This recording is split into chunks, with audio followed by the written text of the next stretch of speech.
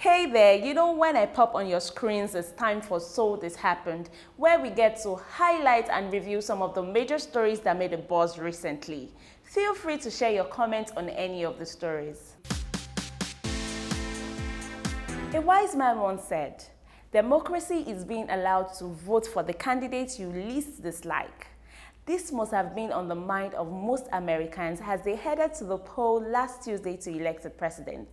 It is no longer news that Joe Biden has been declared winner of the 2020 US election after surpassing the required 270 electoral college votes needed. In what has been described as probably the most keenly contested election in US history, Joe Biden and Kamala Harris' success at the polls breaks a number of records, with Joe Biden becoming the oldest man to be elected into office at 76.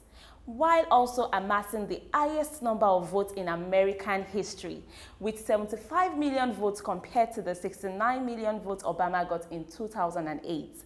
158 million people cast their votes, the highest voter turnout in US history. Kamala Harris, on her path, becomes the first woman elected vice president in the 244 years of American democracy. Kamala is a woman of many firsts. She was the first female district attorney of San Francisco, the first female attorney general of California, the first Indian American in the US Senate, and the first Indian American candidate of a major party to run for vice president. As in, she's the real slay queen. The months leading to the election was characterized by heated face-off between the presidential candidates, which eventually peaked during the debates. The drama between Trump and Biden continued when results started to favor Biden, with Trump saying the election was being rigged and declared himself winner. World leaders have started congratulating Joe Biden, even though Trump is yet to concede defeat. While his team have filed several cases in court, pro-Trump protests have broken out in various places, with Trump supporters believing the results were somehow stolen from them, alleging voter fraud. While Joe Biden supporters have also hit the streets, celebrating his victory. Aradubo Egbami.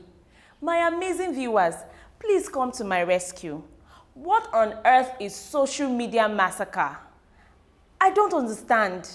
Minister of Information and Culture Lai Mohammed has said no massacre took place at the Lekki tollgate on October 20, 2020.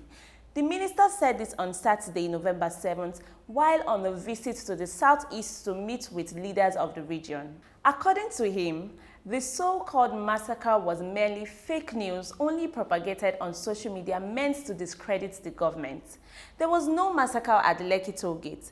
The only massacre that took place during the EndSARS protest was the social media massacre. He said fake news was used. They used social media to spread what did not happen, which led to reprisal attacks. Lai Mohammed further reiterated the federal government's stand that social media must be regulated, stressing that the federal government had warned about fake news as far back as 2017. He said, "We launched a national campaign against fake news because we foresaw this.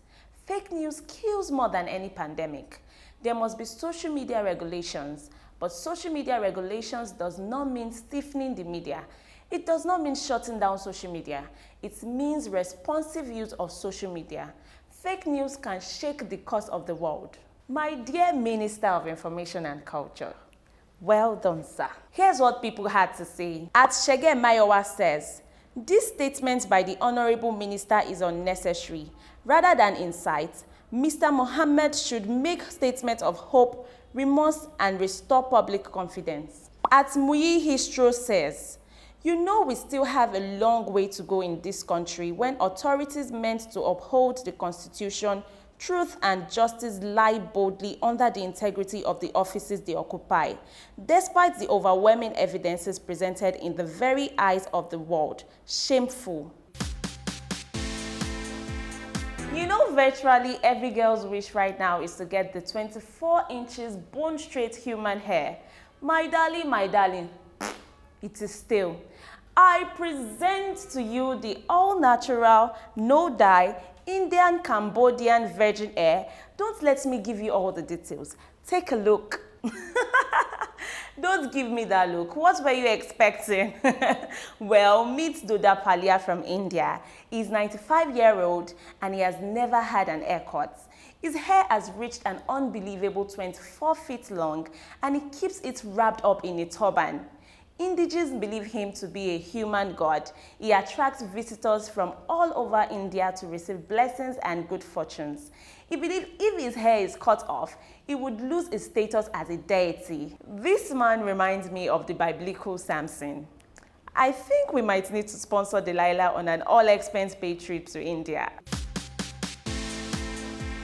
And now we've come to the end of this episode. Be free to share your comments on any of the stories.